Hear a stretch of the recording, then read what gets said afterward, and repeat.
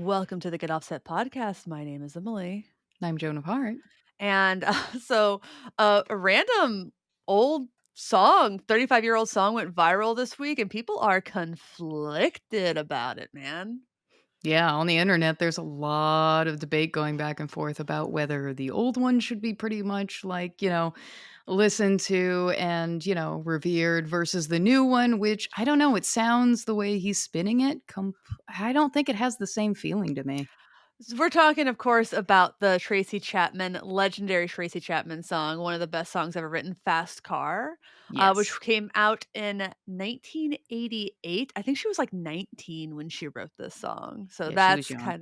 that's kind of bananas, so country singer well, let's talk about Fast Car a little bit. So Fast Car, propelled Tracy Chapman to superstardom.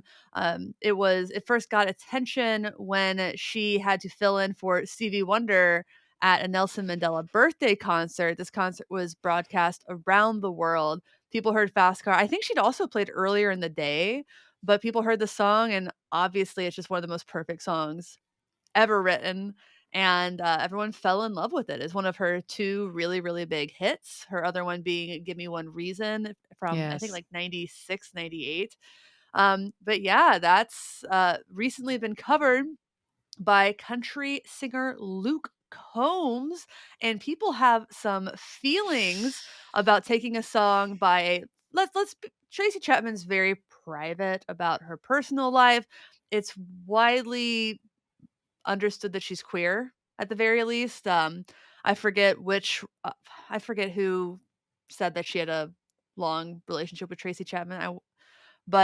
Yeah, so that's let's just be respectful about that. But people are saying like covering a queer black woman song during Pride Month seems rude. And some people like Natalie Weiner, who's a great country journalist that I follow, said no one will make you listen to the Luke Combs version of Fast Car, but him leveraging the country machine to cut gaudy checks to a queer black woman is good to me, whether that was his exact intent or not. But the big reason that really kickstarted this discourse about a cover that was released, I think, years ago, is that it surpassed Tracy Chapman's original chart performance. Interesting. Yeah, that's as far as looking at between the two and it being years since it came out and surpassing. It's interesting because I mean, it's a different audience that's being exposed to and thinking about, obviously, would this demographic have even listened if it wasn't a country song? Yeah, and if it wasn't a country sung by an enormously popular male singer. I think, like, that's a great point, and there are songs that are sacred for sure. There are artists that you shouldn't cover, and to be completely honest, I don't like a lot of the covers I've heard of Fast Car.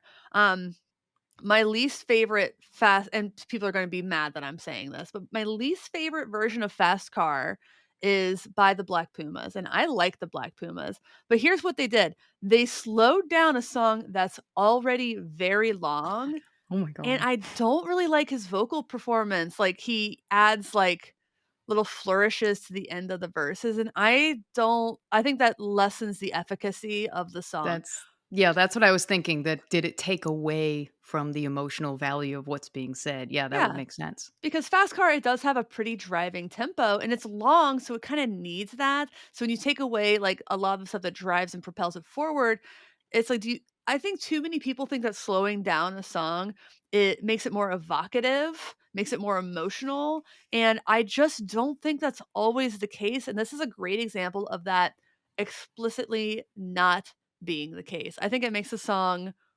boring, and it sucks to say that about a band I really like and about a song I fucking love. So, Yeah. yeah, Yeah, I so love that song too. Yeah, so it's kinda hard to think of other people covering a song that's so iconic. Yeah, Tracy Chapman in her music that I've heard. Another one that I really love is Talking About a Revolution. Like, I love that song so much. And it's just, again, she gets to the heart of whatever matter that she's singing about. And I think, as far as a singer in which you're trying to deliver a message or have something through your music kind of felt, of course, at a slower tempo, the delivery is really what's important. And when people cover it, I always feel like when they take it upon themselves to make it more of a, oh, I'm going to do it my way, they completely lose the whole point and the message within the song, trying to, I guess, more ego a point part of it rather than the message. Yeah, and, like, I stand conflicted on this matter in a Mm, few ways, like, part of me is like, if you're gonna cover a song, you should make it yours, but it's kinda hard to do that when a song is already, like, the definitive version.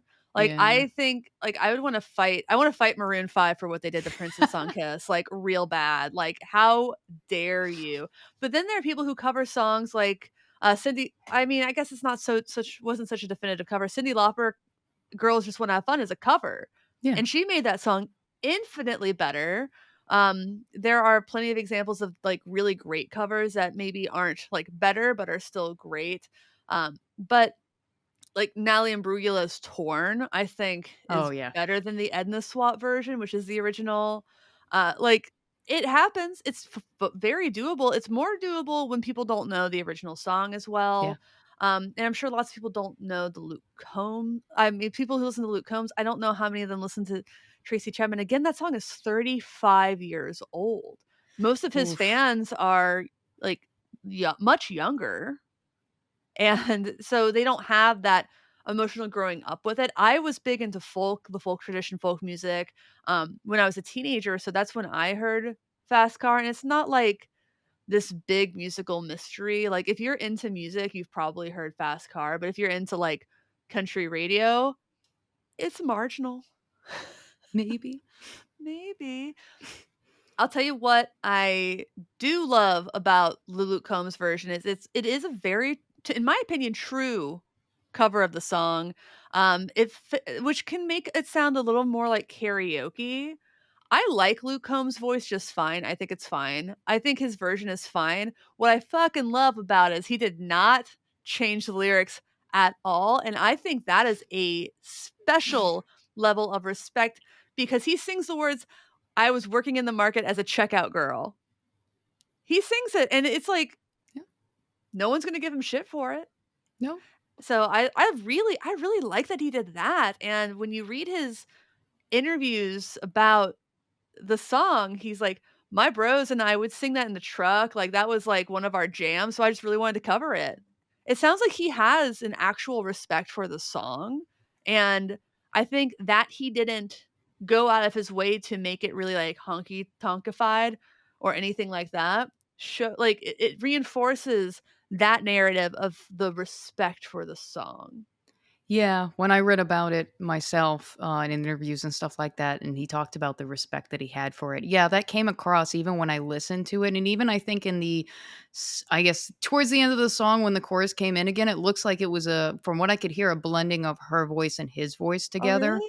I didn't catch Yeah, in that. the ending half, and every time that I heard it, because I listened like quite a few times, see, is that her? It's blended together really well that you really have to listen. But I think, again, that's also a respectful nod, and, of course, if he's getting the ability to, I guess, use the song from her as a way also of blending her song in with him, it's also kind of a respectful nod as singing with the person like you used to do, yeah, in the truck or with your friends or whatever, everyone's singing in the car. I definitely have that same memory to that song. Let me Yeah, pull up just see. some. She's credited as composer. Let me see if this has a Wikipedia page Or yet. maybe there's another woman that was but it sounds like her on the track, like, Yeah, and blended in. if it wasn't her, which I think that would be kinda hard It would, because, yeah. to at least have that kind of nod, if that was what was intentional, it's pretty cool. Mhm. Yeah, it doesn't have a Wikipedia page yet, but, Damn it. yeah, so I wanna kinda look at some of the tweets. Obviously, we read Natalie's. There's Yeah. someone else who, like, I don't agree with this take, and I think they've kinda gotten dunked on a little bit. At this point, if you do a cover of Fast Car, you're going to hell and then Oh jail. god. Go to straight to jail. Yeah, no. So, Nothing Beats the Original, sure. The only person who should be covering Fast Car is her, and it's, Marnie from the TV show Girls in the car in, like, one of the last episodes. Oh my god. That was a pretty good one. There should be no covers of Fast Car. This may offend some. Let's see. I think I sent you a couple. I just don't remember them. Did I put them in the chat? You mentioned that there was tweets, controversial tweets that Oh, he has yeah. tweeted over Oh, the years, so that's what I looked up, yeah. oh, yeah. So that we'll get to that in a Yeah, second, yeah, but I yeah. wanna maybe we'll get to that next, but, Yeah. like, I think I was looking at the comments in this Pop Crave tweet about it. "I think I just threw up everywhere. I don't wanna be here. Thanks, I hate it." Skips during Pride Month, homophobic. Yeah, that's what I read. I read some of those. Ooh, this is mean. Anyone who thinks his version is even remotely close to the original ain't ate paint chips as a kid. Ooh. Uh, let's see. I don't know if there's any so disrespectful to Tracy. I tell you what's not disrespectful is the fat checks she's getting already. Like, she's like 'cause that's what I Yeah. wanna talk about last, is how much money she's No, of been course. estimated to have made from his cover. The other Uh, thing I think I saw in one of the tweets was the fact that someone was griping over the fact that she let him cover her song, but I understandably could understand why she wouldn't. But they were griping over the fact that she wouldn't let Nicki Minaj, like, do something with the song. And I was like, yeah, I kind of think that, yeah, probably. I don't know how that Nicki Minaj would use that song and in what way and whether but yeah, they were griping my over the fact that they'd let him, but not her, and I was like, "Well, So, my guess is that, Nicki Minaj didn't wanna do a straight cover, she either wanted to sample or do an sampling." interpolation, and Yeah. I know for a sample, you need to get that cleared. For an interpolation, adding someone as a writer to the song, as well as yourself, they can negotiate that split. So, if there are 4 Hmm. writers on a song, not uncommon in pop music, it's not by default split 25, 25, 25, 25. It can be negotiated anyway, it can be renegotiated at any time, holding holding the royalties hostage sometimes in the process. God. So if Nikki wanted to do an interpolation where she'd be a writer along with Tracy Chapman, who is, for the record, very protective of her intellectual property and very good at getting her money from people who don't wanna pay her, could demand 100% of the writing royalties of that song, and Nicki would either have to release it or not. Like, agree Yeah, to that or just not release it. that's probably what it came down to for sure. When you cover a song, as long as that song has been commercially released once, you have no say. You could at that point, anyone can cover it, anyone can cut it. That's why Nashville publishing houses especially are very protective and selective, and that's why so the TV show Nashville, uh had trouble getting songs cleared for it sometimes because, especially at the beginning, nobody knew if this show was going to be a hit, and people didn't wanna waste their good songs on a show that might just flop, be canceled in 1 season when they could, uh, have it recorded by someone who's very well known, like M Carrie Underwood. Casey Musgraves writes her own shit, like Carrie Underwood. So that was a problem because the show couldn't just, "Well, I'm gonna do it anyway," because there's, like, Yeah. that right of first refusal, essentially. So Luke, all he needs to do is register with a Harry Fox agency, which is what that agency is called, and, send them money, and, Tracy gets paid. That doesn't have to do shit. That makes sense to me. Yeah. Okay, good. So that's how covers work, and that's why he could cover it, and that's Yeah. just a part of the music industry that people who haven't read a book about it, just don't understand. Me. Me. Read a book. That would be good. For everyone who's out there curious when I say read a book, I highly recommend Everything You Need to Know About the Music Business. It was literally my textbook in college, and they update it every few years to have up to date information. It's a fantastic resource, very easy to read and understand. Get that book. If I had an Amazon affiliate link, I'd drop the link, but eh, just buy Yeah. it.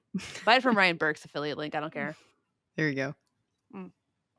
So, yeah, people mad. People, they big mad. They mad. They mad. And, how does Tracy Chapman feel about this? I don't believe she's gone on record, but I can No. tell you how I would feel about it. So this has happened for like it's been like a few weeks maybe that this has really been climbing. Um, Billboard estimates, and Billboard knows their shit, estimates that the Combs version has generated about $500,000 in publishing royalties globally from its March 17th debut through June 8th. Chapman Woo. alone is pocketing a sizable portion of that total. Her publishing house is probably taking some. So, yeah, most of these royalties have come from 154 million US on demand audio streams from services such as Spotify and Apple Music. According to Luminate, during that period, Fast Car also had 6 million video streams and 28 million programmed audio streams, radio, in That's the crazy. United States. The track has also been purchased 86,000 times. 9.1 cents is the mechanical for that. Both digitally and in physical formats, the United States accounts for more than 3/4 of the song's global consumption, a high ratio not atypical for a country artist. Country music is not big anywhere but here. What's more, Combs' success with Fast Car has given her original recording a boost. Weekly consumption measured by track sales and streaming converted into equivalent track units increased 44% since Combs' version was released, while the Nice. average weekly radio spins improved about 11%, which, this song still gets played on like Yeah. mixed radio kind of stations. This resulted in a boost of U.S. recorded revenues of about $54,000, with $13,000 coming from publishing royalties. Warner Music Group's Elektra Records, not Chapman, owns the recorded music rights. Again, that's a very complicated sounding thing. So in the Grammys, we have Song of the Year, we have Recording of the Year, and they're like, well, they're both a single track. The recording is the musical, the song is the written. They are separate, they're separated, and usually the recording company owns the master recording, the recorded version. Sometimes you can get that back with negotiations, and I hope that legislation eventually makes it possible that this happens kind of automatically. Everyone's going to tell you not to give up your masters. You should try not to, but generally it's unavoidable. Yeah. Keep your publishing instead.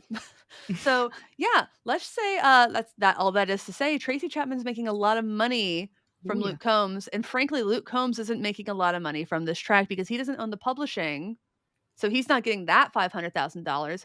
What he's getting is a portion of the recording revenue. So he's getting a portion of that money. He's getting money from whatever other boost. He's getting his some money, whatever his split with the record label is. It's probably not fantastic, but he's not getting any of the publishing. No, probably I assume maybe just enough money to probably pay off like probably what any kind of, you know, increments from recording the track itself, I assume. Well, that's the record label pays for that and they charge him for it later. That's So okay. that's Yeah. so in book publishing, how it works is you get an advance and then you get your royalties on whatever your split is essentially on top of that. So you don't have to pay it back. I'm Okay. sorry, actually, I think you have to pay the original advance back. But in the music business, your record company, they will need that advance back.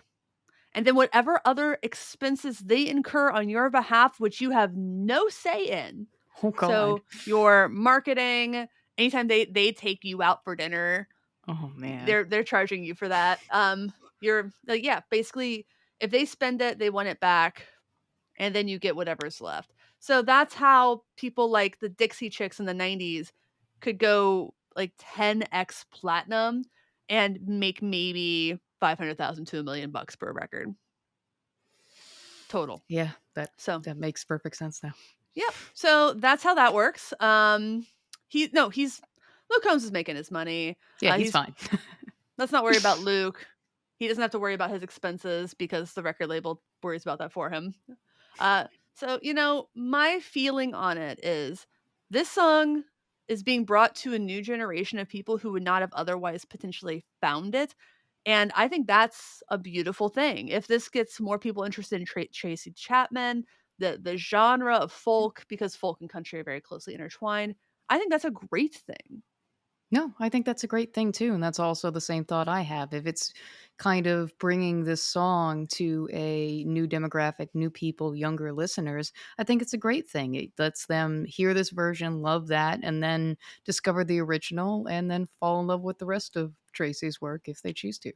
Yeah, and I think it shows that even the country music audiences that we deem as shallow, only interested in songs about getting drunk and partying and shit like that, I think it goes to show that's really not true. People are craving more depth in their music, and I really hope that country music can kind of like get back to that beautiful storytelling, which is ever present in a Tracy Chapman song. Yeah, and I hope that also leads that kind of direction towards that as well. Yeah. Another thing people are upset about is that it's specifically Luke Combs, to be Yes. honest. Yes, and some of his tweets previously. Yeah, and it's hard to say like how much he's grown as a person.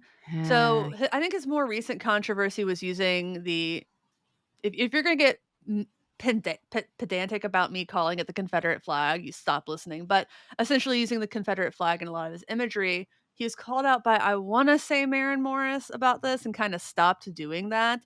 So at least he stopped doing that, is my understanding. But he Yes. years ago he tweeted some shitty stuff like Yeah, I have some of them, and they're all, of course, aimed at women in a lot of his tweets. One all was okay. Can we just all the ones that were pooled were aimed at women. We don't really know if he wasn't also shitting on other people. other people. Nobody pulled those tweets. So, if he was only targeting women, that sucks. If he was an equal opportunity offender, I mean, you're still a dickhead, but okay.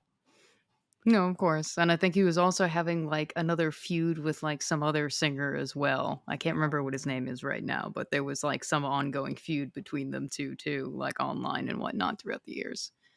Think he like, how he ended up getting famous, I think, was that he was on this guy's track, and then from there, I think he then afterwards ended up, uh, signing with a label and everything.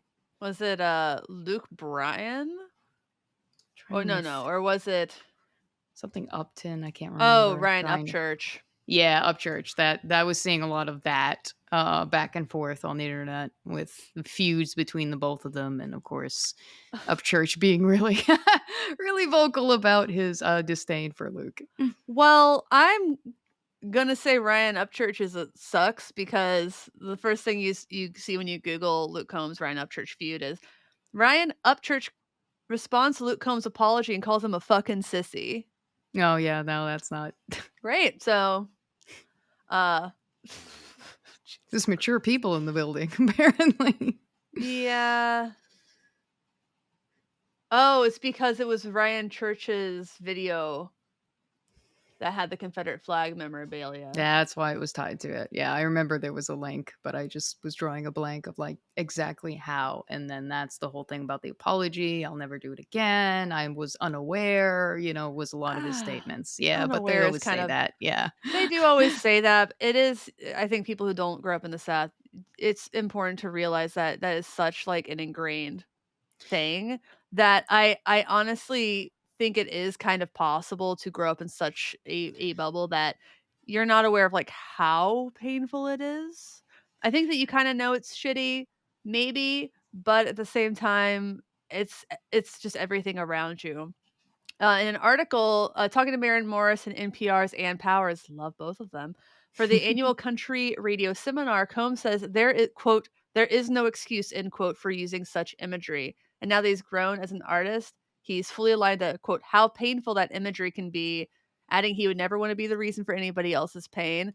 That's a good apology. It is. Literally saying there's Yeah. no excuse. I can do better, yeah. So I'm going to give him the benefit of the doubt on that one. Yeah. I I don't know think much I about will him. too. And of course, to go back on your previous thing that you said in regards to being in the South, me being in Florida, even still today, like if you outside of Miami, if you go north of Florida, yeah, you see Confederate flags everywhere. You'll even like I talked to my father today, and he was driving back from Tampa, I think, on a gig that he did. And he was so upset because on one of the bridges, what he saw was the Confederate flag, a Nazi flag, and like some other stuff. Like the South is, Florida is getting really bad here. I've had friends already talk about leaving.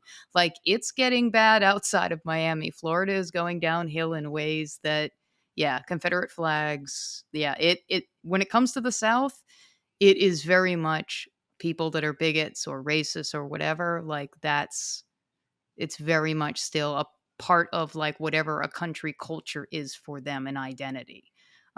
So yeah, unfortunately, I don't know those assholes. So I mean, yeah, I stay down here in Miami away from that. But yeah, Yeah. it definitely is very much a South identity in a lot of rural kind of areas. Not so much I'd say in the city areas, but yeah, it if you're not from the South, yeah, it can be No, bad. for sure. All right. Well, I want to take a second to shout out our Patreon as we move on to the next thing from something heavy. Let's move to And that something was light. something But first, completely different. but first, if you like Get Offset, the content, the stuff, please consider supporting us on Patreon. That's patreon.com/get offset for as little as $5 a month. You get access to our exclusive Discord server for $10 a month. You'll get a merch item of your choosing, probably with a new logo, which Yes. I'm still the person Oh, who I designed the hope you logo do is soon. moving right now, so it's kind Aw. of like Yeah, she's it's understandable. Yeah, yeah. whenever she's able to. And again, anybody that joins the Discord, it's really great to have you as part of the community and chat about gear and life and stuff like that. And again, we appreciate it. I mean, you keep this thing going, and yeah, thank you so much. Yeah, so we are going to thank some sponsors, and then we're going to get into one of the Patreon fun things, which is submitting games for us. So, let's do it.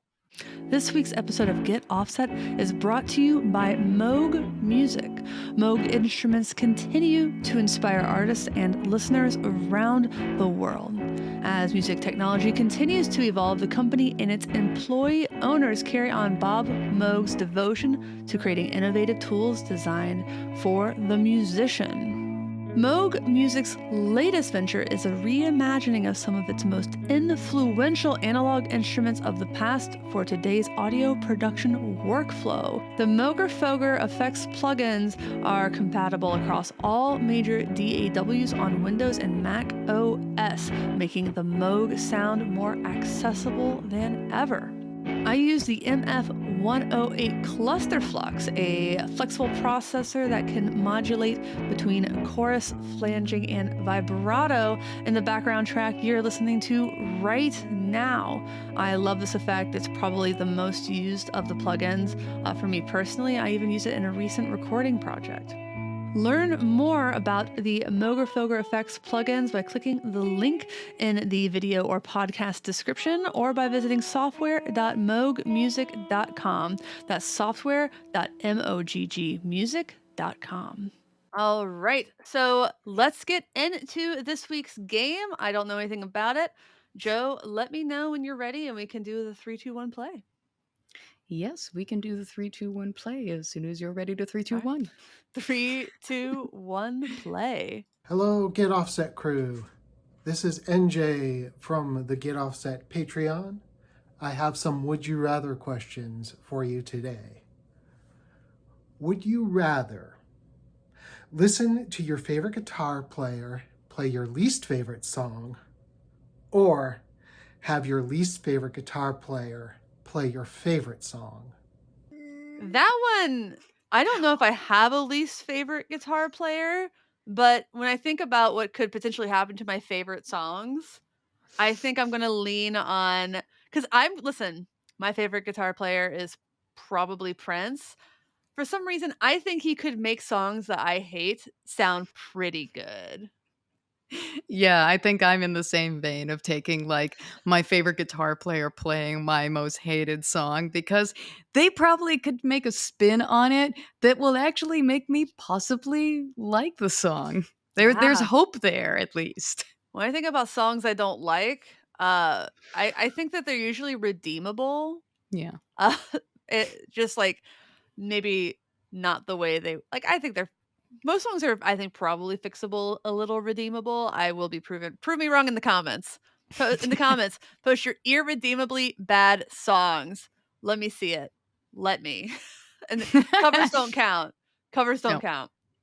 All right. Yeah, I think that was pretty easy for me. And I'm trying to think of a guitarist I actively don't like to listen to. Like, wonder what it would like. I listen. I actually, again, people who listen to the podcast know I like Joe Bonamassa just fine. Like, I actually used to be a big Joe Bonamassa fan. Just don't like his marketing, his I really aggressive dislike his marketing. marketing. I do too. Jeez. But like, say Joe Bonamassa is your least favorite guitarist, and your favorite song is like Purple Rain. I don't really want to think about Joe Bonamassa doing Purple Rain. Like when I No. think about guitarists I don't like, I'm thinking more like styles I don't like. I don't really like the blues kind of solo-y guitar thing, and I don't think Joe Bonamassa's a bad guitarist. I think it's quite good. Um, at the same time, I'd rather him do Purple Rain than his originals, I think, maybe. No, I don't want that. I don't know. I don't wanna hear Joe Bonamassa do Kiss. Don't give him ideas. No, okay, yeah, I'm gonna stick with my original plan. Nope. Alright, you ready? Yep, I'm ready. You ready to 3, 3, 2, 1? 2, 1, go. Would you rather number 2? Would you rather never have to tune your guitar again, or always have your amp settings dialed in perfectly? I'm gonna go with amp settings because I'm not that bothered by tuning between songs. Yeah, I'm not really bothered by tuning very much either, and with, like, locking tuners, it's kind of hardly an issue that I run into, and even if it sways, it's only, like, by slight, like, you wouldn't really recognize it. So, yeah, I also wouldn't care much for the tuning aspect.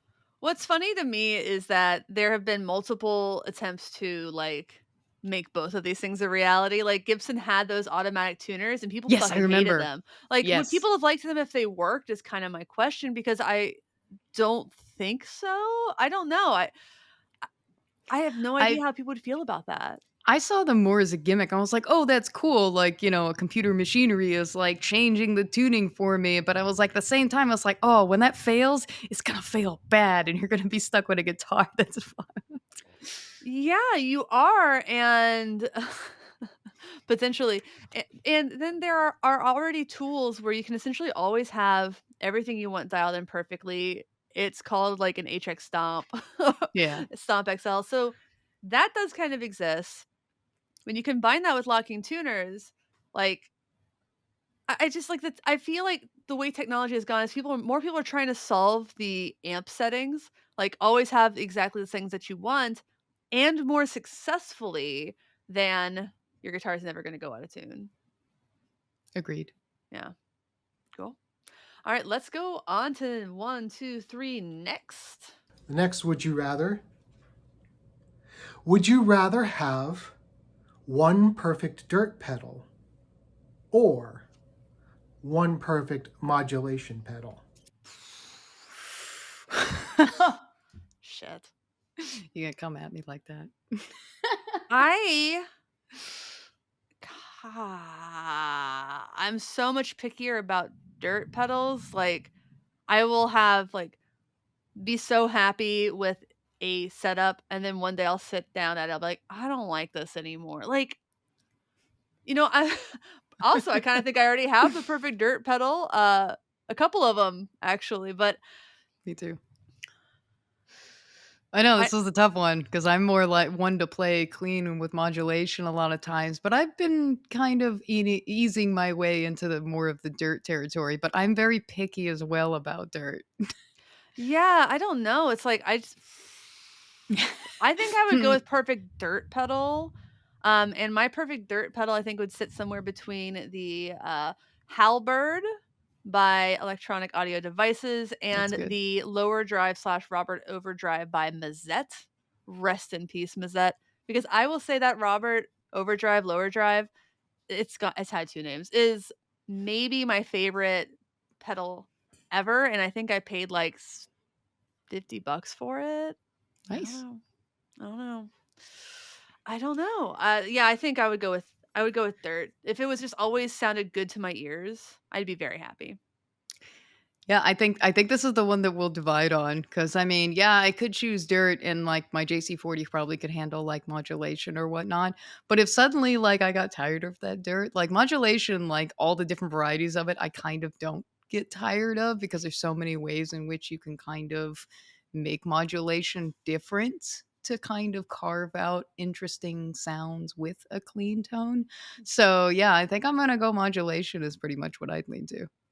Yeah, I mean, I'm honestly not so picky about modulation. Like I Mm-mm. was playing with the disturbance. I had a gig last night and I played Nice. the disturbance.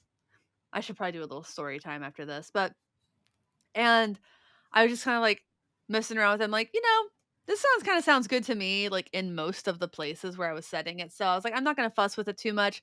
But the dirt, I was like fiddling with at sound check, and I would rather my drive section always sound good to my ear because modulation, I feel like I'm just not as picky.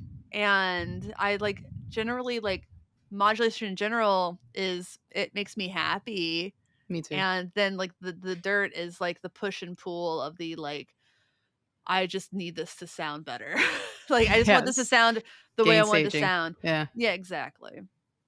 always. Yeah, but thank you so much, NJ, that was really fun. Thank you.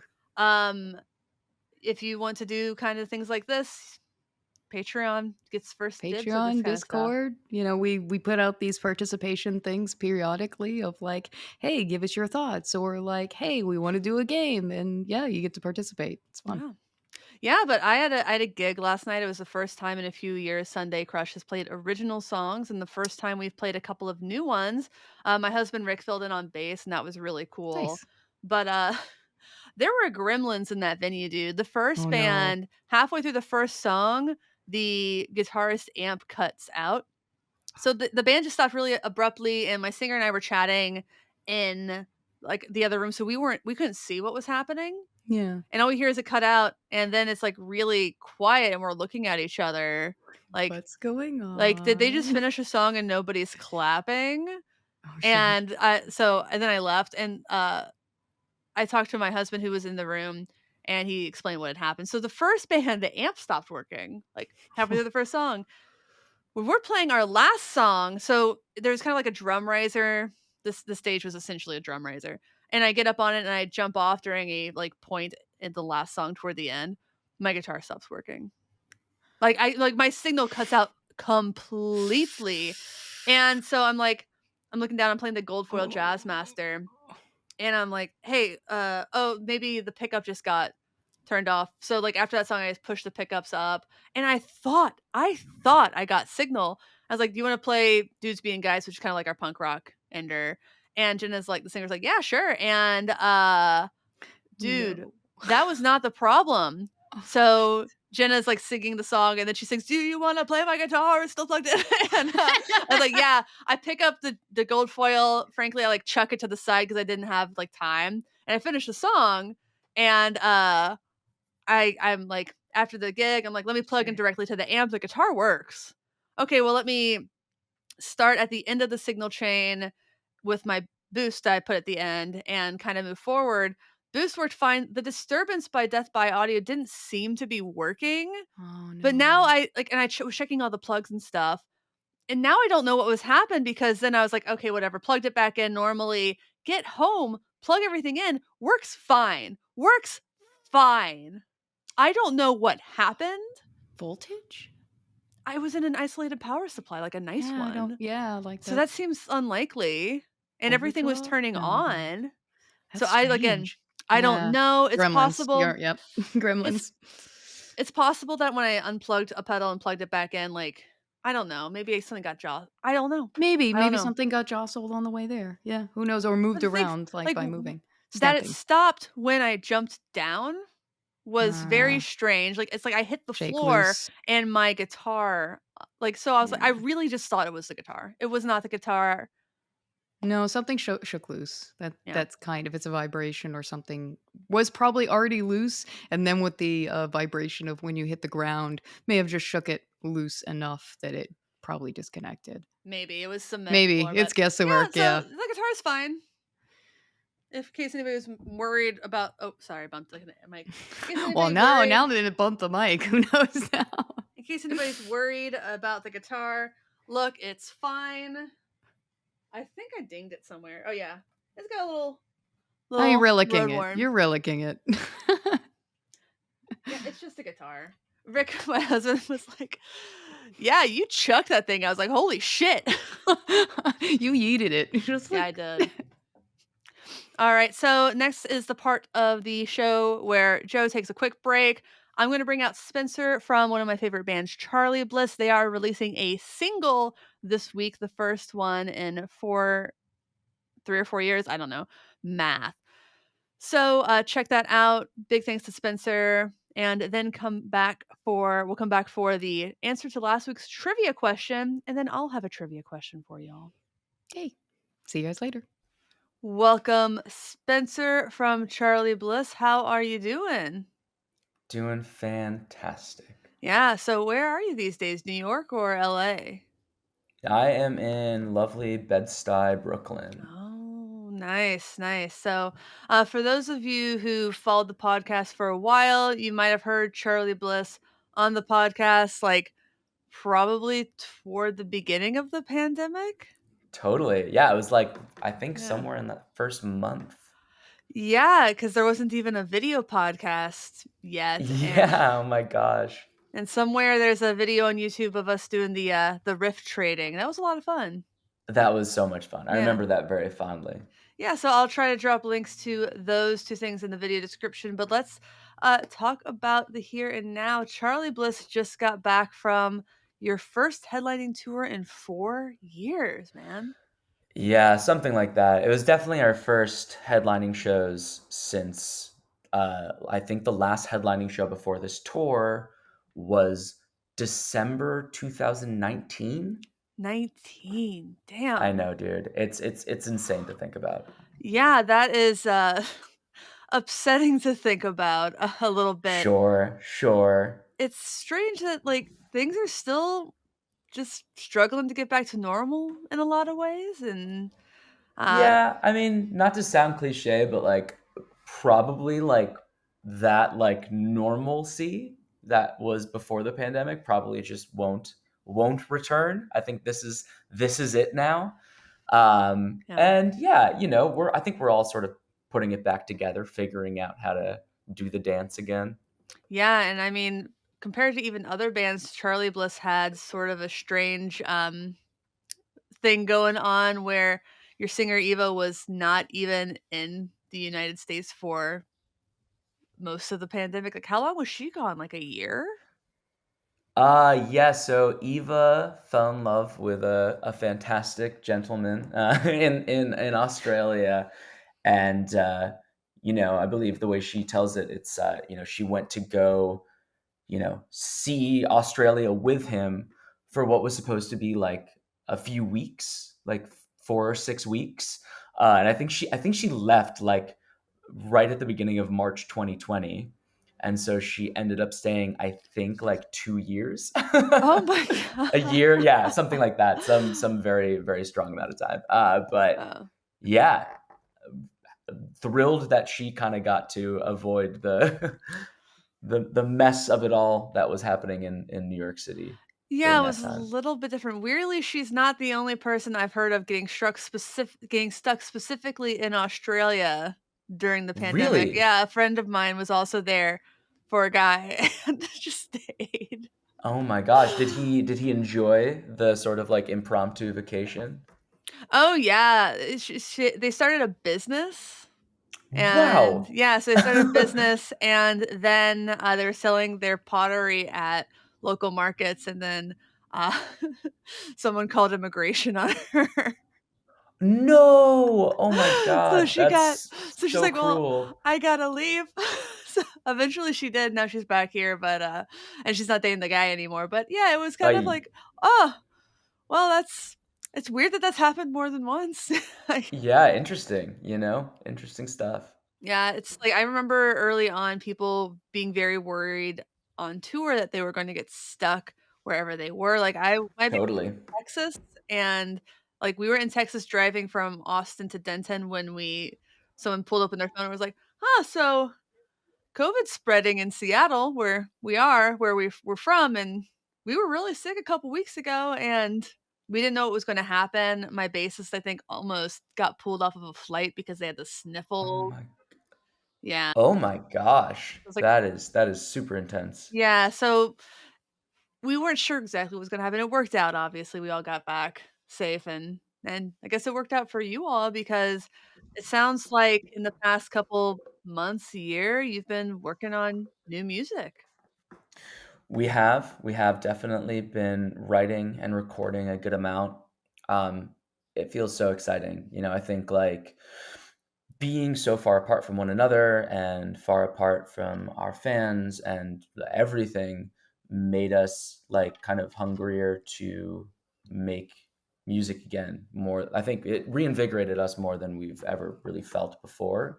So it's felt super fresh and sort of just like a new lease on it all. You know what I mean? Like it all feels sort of shiny and new again.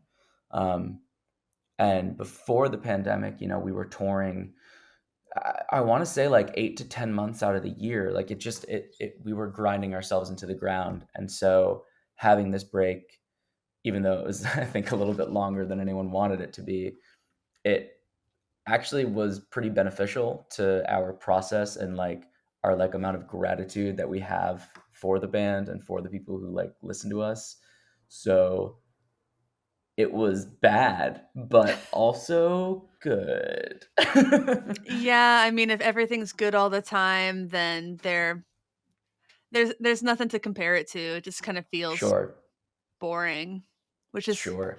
I imagine I can't relate to everything being good all the time. Nope, I never just had that before. tell myself that I don't want that, but Right, so sure. were you all writing during the entirety of the pandemic, or did you just, fairly recently in comparison to 2020 start? I think the real right well, we were definitely messing around with some new stuff right before the pandemic.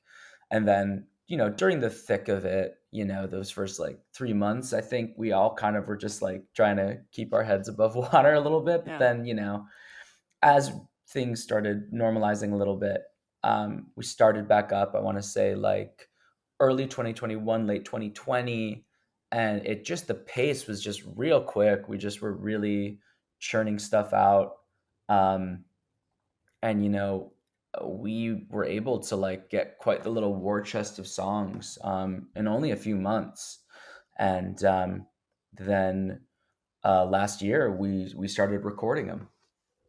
Nice. So, how many songs do you think you all wrote versus recorded?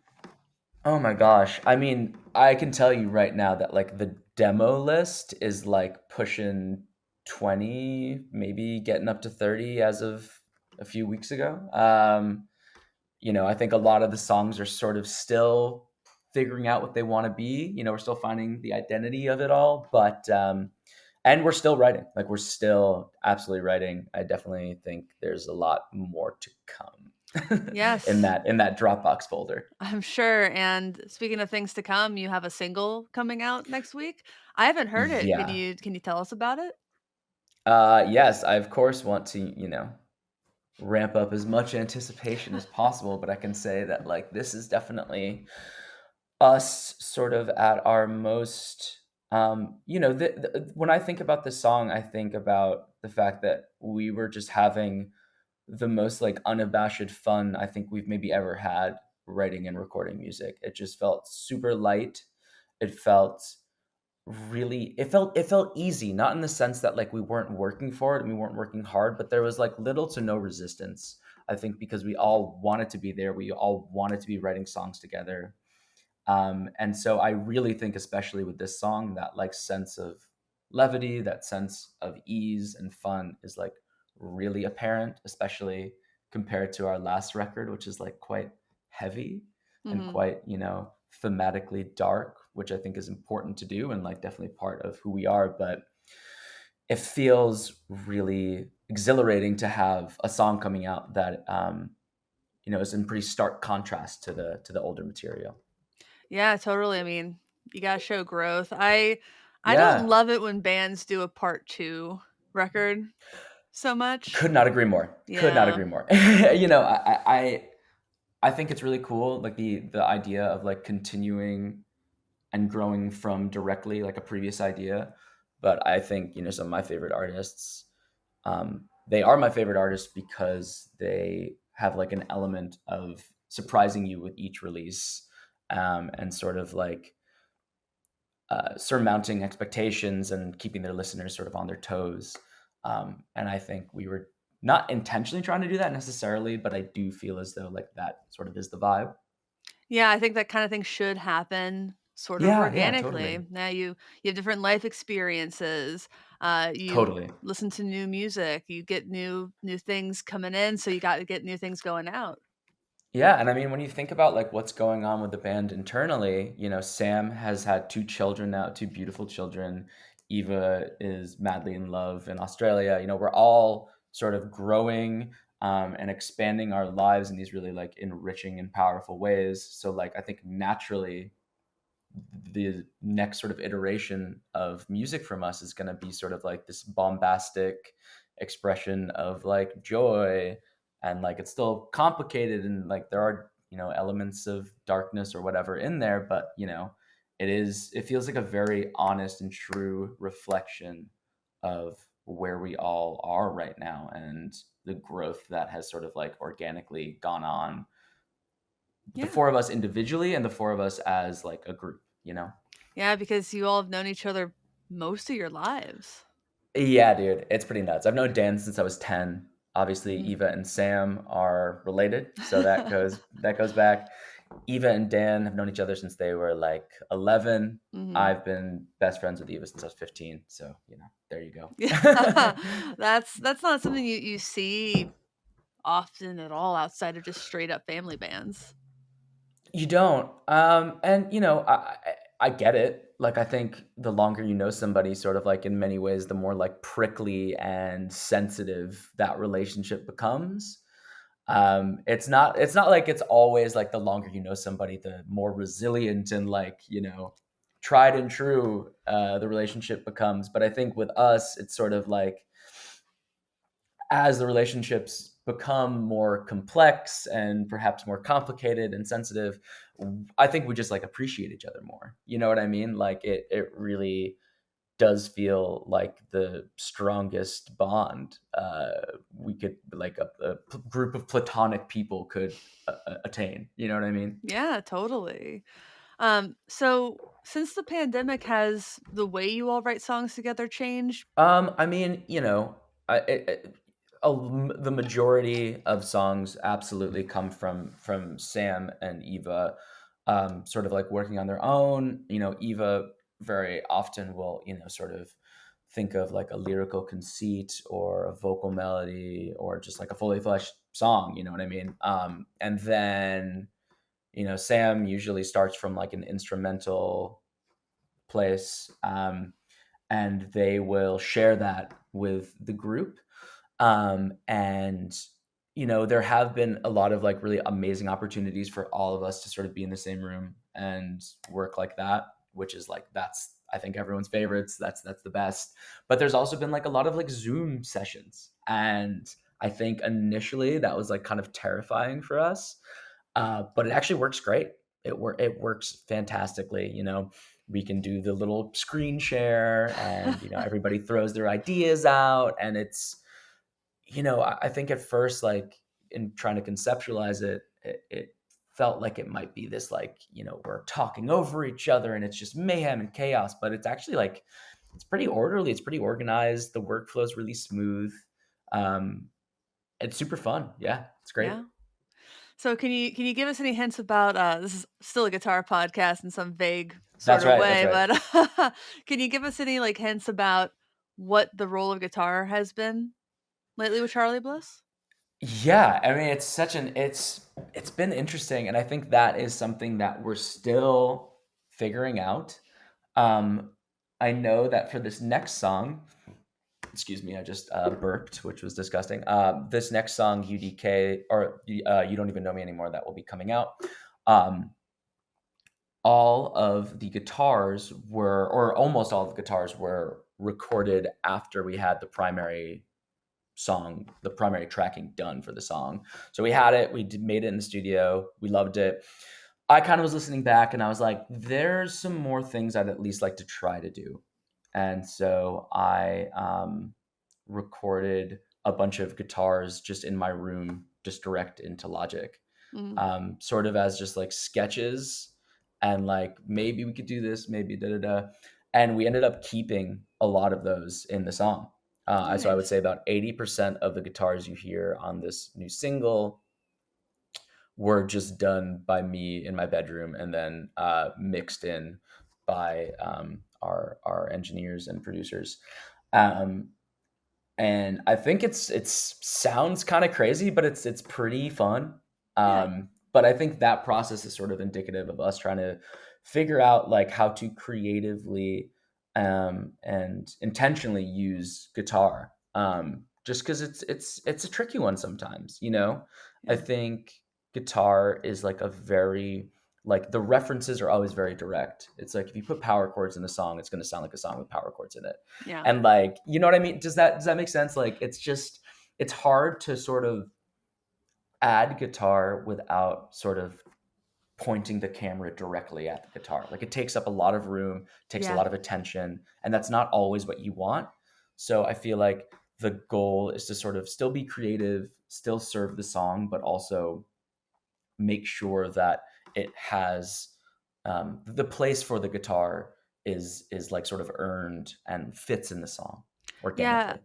I think it was Wendy Melvoin was talking about a few years ago that she's asked to put guitar on pop songs, and she's like, I just don't know where there'd be room for it. And this past early winter, earlier this year, I listened to every song that was on the top Hot 100 from Billboard the year before and kind of made notes about what the guitar sounded like. And there weren't a lot of modern guitar forward tracks.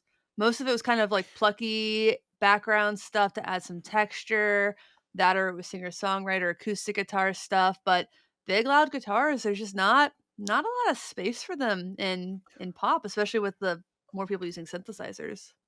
Totally. And I think the guitar is such an incredible, versatile instrument.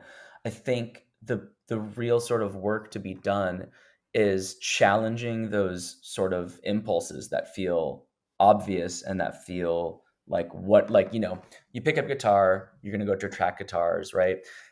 The first thing you want to do is you want to fill out space, right? You want to carve out space so you can like support, or like, Yeah. you know, if there's not enough mids, you play some power chords, or if there's not enough highs, you do some like riffy stuff. Mhm. But I feel like there's so many ways to deviate from just like serving these like direct purposes, and it requires like some hard work and some thinking outside of the box. But I think the guitar can do so many things that you wouldn't immediately expect it to do, Totally, and especially with like pedals and, you know, getting different sounds and trying different amps and different pickup settings. There's so many ways you can serve the songs in ways that don't feel immediately obvious. yeah, I mean, last time we talked, you talked about the Enzo, by Maris, which is Yeah, a totally. pedal I personally use. I think it's kinda hard to beat that one after you get your presets dialed in Oh because, yeah, oh which my takes god. like months and months to do, but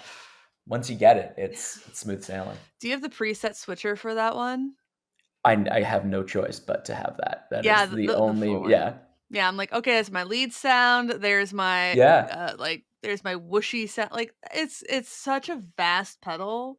You're just gonna Oh, it's lose you're go fantastic. oh, it's so good. Yeah, I I like have the like SY1 too, but the Enzo oh, I what think is is that? oh, that's the Boss synth pedal. So they have the Ooh. SY1, which doesn't have presets, and then they have the SY200, which has room for well, like 189 presets. I don't know, some MIDI thing. I don't really know much about MIDI, but yeah, That is a lot of presets. it's a lot of presets, and it gets a little like unwieldy to be honest. You just click up, up, up, up, up, up, up. Oh, I mean, yeah. Sweet Jesus. doing that between 189 presets sounds a little bit exhausting. Yeah, you would need like a MIDI controller, I think, to really figure that one out. Right. Because they make the ones Right. now that you can like, okay, I'm just gonna have a set list. And this song sends these signals to like a bunch of things. I'm like, this is beyond my pay Right. grade, but A I'm little bit. Yeah. major respect for people who do that. Other than the Enzo, is there any gear that's inspired you lately? Um, you know, I have really just been trying to focus on like I don't know if this sounds like so stupid, but like I'm trying to mostly focus on like right and left hand being the most important like sonic tools and like really trying to focus on like how you can use like picking dynamics and like you know deft fretting versus like very like clunky playing and trying to like get as much out of like just like my hands and the guitar as possible. I still love my pedal board, need my pedal board of course, Yeah. but I think there's like, especially in this last tour, it was super important just for me realizing like how many sonic capabilities exist just in your hands, and how much you can really change the like flavor of playing just based on like how you're holding the pick. Are you choking it or is it loose?